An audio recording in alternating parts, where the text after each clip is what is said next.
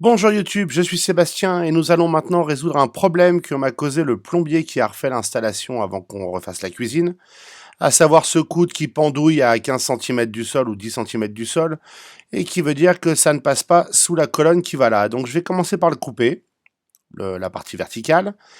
Comme vous pouvez le voir, je n'ai pas le bon outil, je vous affiche la bonne pince sur l'image. Moi, j'ai un coupe-tube cuivre. Je pensais avoir la bonne pince, je ne l'ai pas, mais je me sers de ce coupe-tube pour me faire une ligne de découpe parfaitement droite et aussi pour couper le plastique extérieur du multicouche. C'est pas essentiel. Si vous avez la bonne pince, ça ira beaucoup mieux. Moi, je fais avec ce que j'ai. Évidemment, je me suis aperçu de ça un samedi soir trop tard pour le faire le dimanche et je voulais avancer sur le reste. Donc, je coupe à ma manière. Et comme vous pouvez le voir, ensuite, j'utilise une lame de cutter en bon état, comme une scie, puisque c'est assez fin. Et ça permet de ne pas faire de dégâts. Le fait que ma lame soit pas assez longue dans le coin, c'est un détail, mais ça passe. Ensuite, il y a de l'eau qui coule. J'ai fermé l'eau, évidemment, et vous devriez en faire autant quand vous travaillez sur la plomberie. Néanmoins, il restait de l'eau dans les tuyaux. En l'absence d'évier pour l'évacuer, je la laisse couler comme ça. Il y en a un peu par terre sur le carrelage. C'est pas grave, ça se nettoie. Et dans le seau. Maintenant, je vais couper le morceau qui est au sol. Rien de très compliqué, c'est la même chose que pour la précédente. Et on va ensuite remplacer tout ça avec des raccords à visser, ce qui sera plus pratique, n'ayant pas la pince à sertir. Donc les raccords que je vais utiliser sont des raccords à visser. Il ne faut pas se tromper dans le sens dans lequel on met les choses. On met d'abord l'écrou, ensuite la bague en laiton, et ensuite on emmanche, et c'est pas toujours facile, le raccord dans le tube, en faisant attention aux joints toriques qui sont dessus. Au besoin, ébarber légèrement le tube pour que ça passe, et avec un peu de persévérance, on arrive à l'emboîter. Hein. Il faut évidemment que ce soit de la bonne taille, mais c'est aussi pas complètement facile à faire.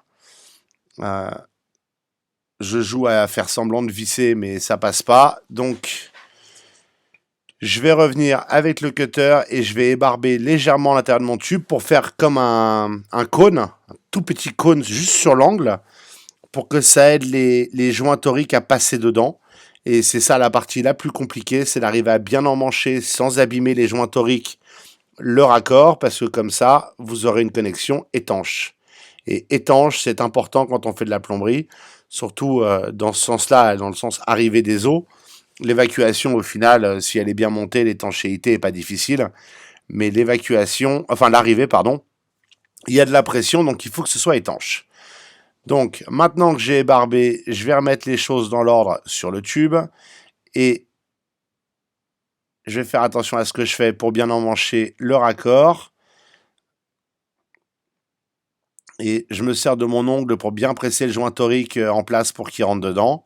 Et vous pouvez voir que en gigotant un petit peu, j'arrive à avoir mon raccord bien emboîté dans le tube. Donc maintenant que j'ai ça,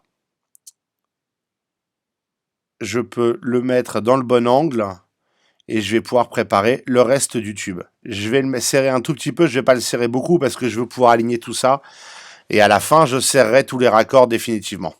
On va en profiter pour éponger un peu d'eau, ce sera plus agréable pour ceux qui mettent les mains dedans.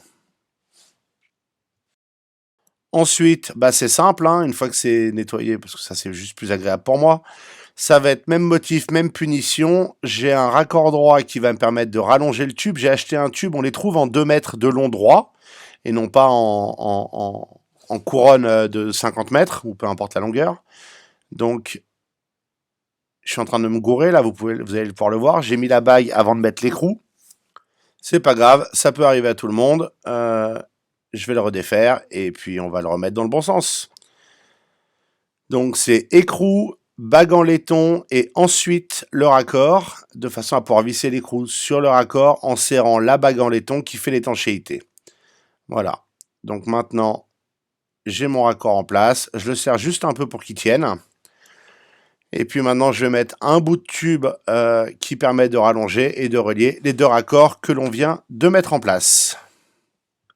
Et maintenant, il suffit donc de relier tout ça avec le morceau que j'ai découpé après avoir mesuré. Hein. La découpe, c'est la même. Il fait la bonne longueur. Ça me met mon coude au sol, ce qui permettra qu'il passe sous le meuble. Je vais pas m'embêter avec la bague et l'écrou, puisque d'abord, là, pour le premier raccord s'entend, puisque je peux les passer par l'autre extrémité. Par contre, il ne faudra pas que je me gourre pour le deuxième. Alors, c'est pas toujours facile à emmancher, hein, c'est pas grave. Il faut être patient, il faut persévérer, il faut faire attention à ne pas se coincer à un bout de peau de doigt, parce que sinon ça fait un mal de chien.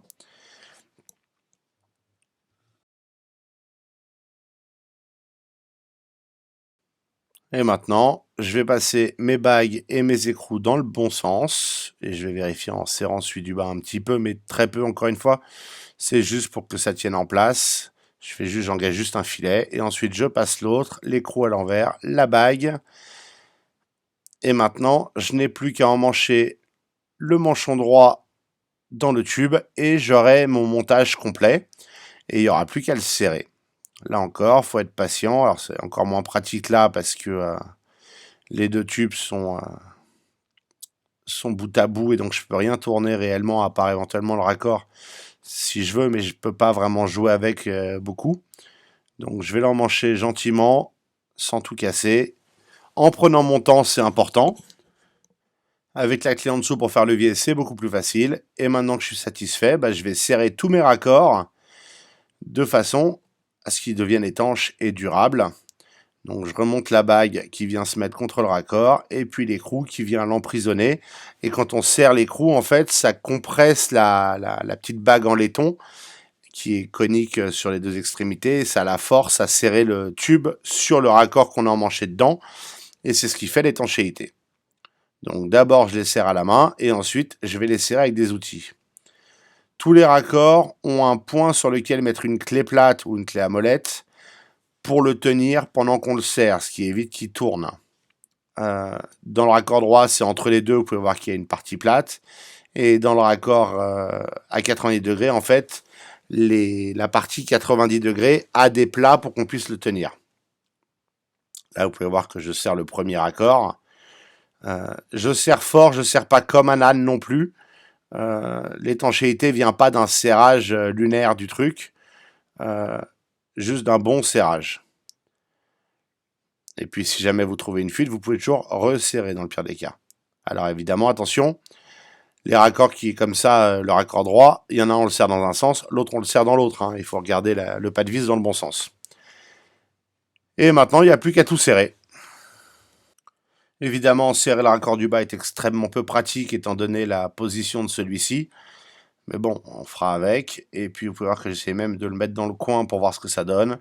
Mais en fait, ça m'apporte rien, donc je vais le relibérer. Il est aussi bien là où il tombe naturellement, puisque ça, ce sera sous les meubles. Et je vais envoyer madame rallumer l'eau pour voir si ça fuit. Après avoir bien essuyé, comme ça, s'il y a de l'eau, je saurai qu'elle est nouvelle. Puisque j'en ai mis par terre tout à l'heure. Et bonne nouvelle, il n'y avait pas de fuite.